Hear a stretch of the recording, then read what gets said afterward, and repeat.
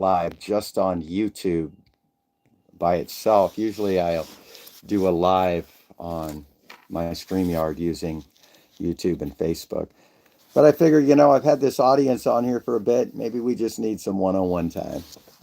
Anyway, I wanted to come on here and just share a brief revelation that I got recently on forgiveness and how forgiveness can actually become an excuse for us to actually deny ourselves and hold on to bitterness. I know that seems like a total contradiction, but if you notice, the need to forgive comes out of some sort of misunderstanding in which, we have taken something upon ourselves that isn't true about ourselves or about somebody else. Usually it all stems from self, even though it's reflected on others or reflected on, their, we tend to project out what we believe about ourselves on others. So when it comes to forgiving others, that becomes easy when you forgive yourself, you know.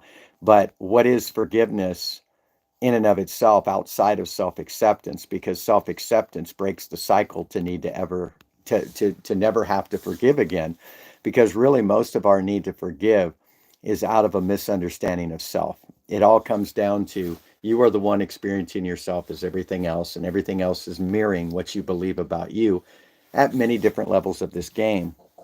And so, I did a post on Facebook about this. Most understood. A few were like, well, I don't know about that. And so I came on here to kind of share a little bit more that, we're going to always have two sides of the same coin. If we're living from a coin perspective, if we're living from a dualistic perspective, then we must claim unconditional love as our definition of fullness, which automatically cycles us to experience conditional love in order to recognize unconditional. We will cling to goodness, um, and in that we're going to experience what we also call badness, okay, or evil. All right. So, not that we want to be in denial of either one of these experiences, but we can actually kind of go beyond these experiences, because really, wherever I have self acceptance in my life, wherever I believe in myself, um, hey, Moonflower, whenever I, you know, uh, don't take personally what others are doing, which means I'm no longer in defense mode or in protection mode or in self doubt mode, um, then what I can do is I can now move into a state of simply being a neutral place of accepting self, which no longer has any strings attached when it comes to attempting to forgive. Okay, so again, don't get me wrong. Forgiveness is a beautiful thing. It's something we need to do, but as we are evolving in this time of awakening and consciousness, let's get beyond I need to forgive because I've held something against myself in the name of holding it against somebody else because I don't know how to love myself or accept myself.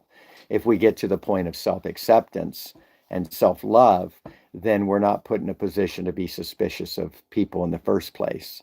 And we enter into a place in which um, we're the neutral observer that is simply embracing life. Now, how does this affect how you live, or how some would say attracting wealth or attracting favor, or the law of attraction, whatever? Some don't believe in the law of attraction. I believe it has its place. I think it's been kind of stretched into something it isn't, back into a name it and claim it out of fear mentality.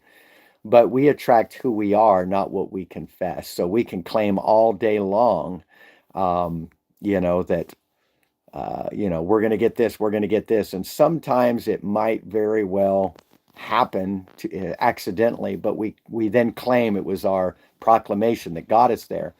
But really, it was probably the inside of us in that confession saying, oh, wait a minute, this is who I am, and therefore I manifest it. And so what I'd encourage you to do is, when you're in a situation that your mind demands you affirm it with positivity out of the fear of negativity, stop doing that.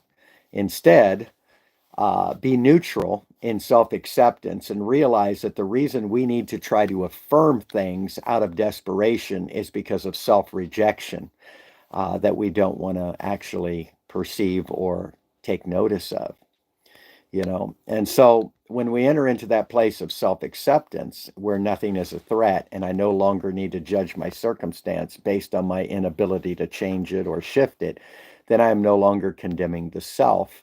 I am embracing the self through that self-acceptance, which allows me to accept the situation as something that is leading into an affirmation. And from that place, I can speak my affirmations. But I'm speaking my affirmations from a place of knowing that my current state is not being threatened. In the absence of threats, in the absence of feeling threatened, you have embraced self-acceptance. But where you haven't embraced self-acceptance, you're going to need to forgive. And where you're dependent on forgiveness, you will build a wall to justify the need to deny self-acceptance. The need to deny self-acceptance. I hope this message has helped you and blessed you, and I hope to see you soon. Have a wonderful rest of your day. Don't know how to turn this off. Here we go. See you later.